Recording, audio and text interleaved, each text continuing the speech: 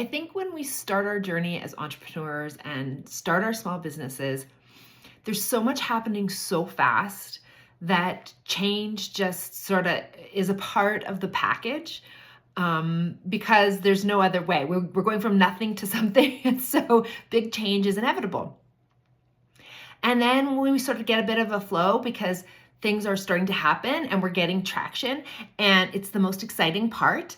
And then what happens though is we forget to go back once things are sort of chugging along. We forget to go back and look at where we might have holes or gaps in our systems. And that seems okay because when it's great, it's great. But the second things start to fall apart, or the second we hit a bump, or we want to get creative and add a new thing, and y'all know I'm all about the creative new ideas. What happens is because we haven't gone back and filled in some of the gaps to make sure that the system is running well enough to get us through those dips, they feel so huge and so overwhelming.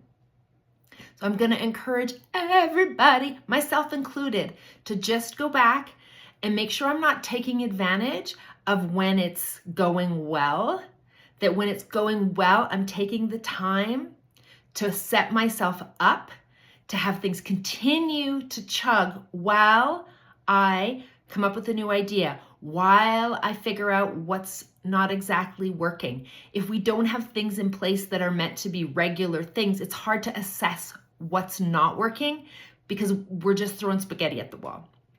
So let's build our systems so that when things are not as great as they are at the moment, we're ready to be able to look and assess and figure out what it is we need to fix moving forward.